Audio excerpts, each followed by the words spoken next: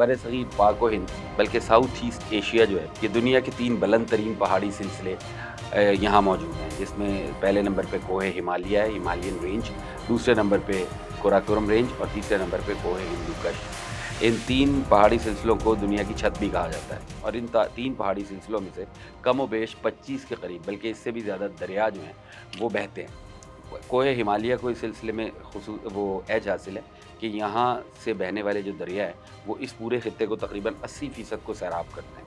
इन दरियाओं की क्या ख़ुसूसियात हैं और इनकी क्या हिस्ट्री है, आज इस पर बात करेंगे। कोहे हिमालय या हिमालयन रेंज से जो बड़े बड़े दरिया बहते हैं उसमें दरियाए सिंध शामिल है।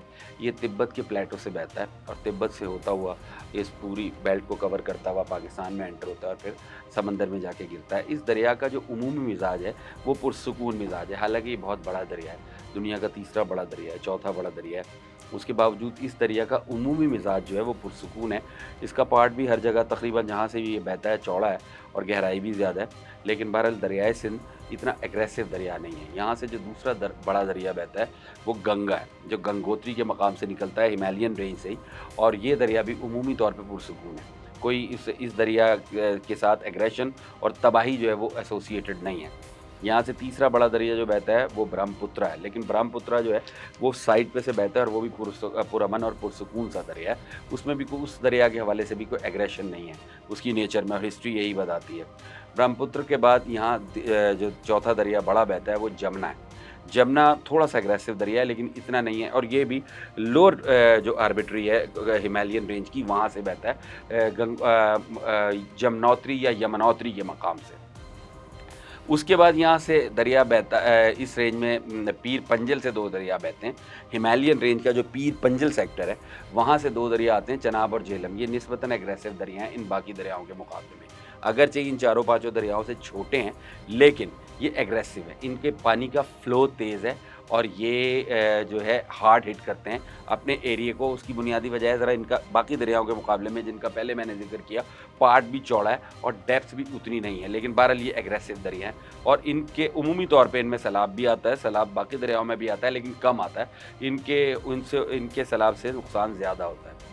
उसके बाद इस रेंज से जो दरिया बहते हैं उसमें दरियाए रावी शामिल है, बयास शामिल है। बयास जो है वो हेट्रिंग के एरिया से बहता है, ये भी हिमालयन रेंज में है और ऊंचाई से नीचे आता है। और दरियाए रावी हिमाचल में कांगड़ा के मकाम से बहता है। ये सेंट्रल हिमालय है, बेसिक हिमालय है, सेंट्रल प्लेस है, उसके सेंटर से ये दोनों दरिया बहते हैं और उसी किस्म का इनका मिजाज है। बहुत एग्रेसिव दरिया है, बहुत तेज़ बहते हैं और इनकी जब यहाँ फ्लड आता है या हिंदी ज़बान में बाढ़ आती है तो वो अनकंट्रोलेबल होती है, बहुत एग्रेसिव होती है।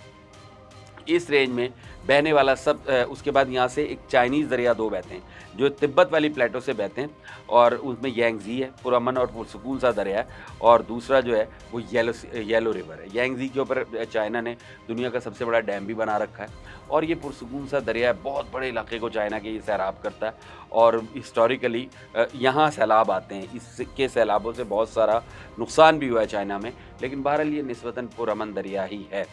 इस रेंज का जो सबसे ख़तरनाक दरिया है वो कौन सा है, ये बड़ा इंपॉर्टेंट सवाल है कि ये सारे के सारे दरिया, इनमें चनाब झेलम निस्बतन एग्रेसिव है, सतलज रावी बहुत ज़्यादा एग्रेसिव है, लेकिन सबसे डेंजरस दरिया जो है या सबसे एग्रेसिव दरिया वो है सतलज। सतलज बेसिकली कोहे हिमालय में कैलाश माउंटेन जो है जो कोहे कैलाश है जो तिब्बत के प्लेटो में मौजूद है, वहाँ से निकलता है और वहाँ से बहता है। कैलाश के ऊपर फिर कभी बात करेंगे। ये दुनिया की पुरस्कार तरीन पहाड़ी चोटी समझी जाती है। कहा जाता है कि यहाँ टाइम रिवर्स हो जाता है और हिंदुओं के लिए दुनिया की मुक़द्दस तरीन जगह भी है ये। 3 करोड़ साल पहले एशियन टेक्टोनिक प्लेट और ऑस्ट्रेलेशियन टेक्टोनिक प्लेट्स के टकराव से ये बनी थी। यहाँ बाकायदा ये कहा जाता है कि यहाँ आप मूव नहीं कर सकते। इवन चाइना ने यहाँ जाने पर पाबंदी भी लगाई हुई है और इसे दुनिया की पुरस्कार तरीन पहाड़ी भी कहा जाता है और हिमालय की सबसे पुरस्कार पहाड़ी भी कहा जाता है, और उसके अलावा हिंदुओं के लिए मुक़द्दस तरीन भी है। सतलज जो है, सतलज इस एरिया का सबसे डेंजरस दरिया है। ये कैलाश से निकलता है, सबसे तेज़ बहता है, सबसे एग्रेसिव है और इंतहा मुतअद्दिद बार सैकड़ों बरसों में पानी रोके जाने के बावजूद ये दरिया उसी फ़्लो से बह रहा है। इसको इंडियंस अपना मुक़द्दस दरिया भी मानते हैं, इसलिए कि ये जो हमारे एरिया में बहावलपुर, कसूर, इस पूरे मतलब हमारा जो डेज़र्ट एरिया है, वहाँ से ये दरिया बहता है। अगरचे पीछे से इसे अब बंद कर दिया गया है, इंडिया ने इस पे डैम्स वग़ैरह बना लिए हैं। भाखड़ा डैम है इस पे और दूसरे-तीसरे डैम्स हैं। उसके बावजूद ये दरिया जो है, ये हमारे चोलिस्तान और फिर ये जो इलाका है हमारा रेगिस्तानी जो इलाका है, थर का इलाका, वहाँ तक इसकी एक्सेस है।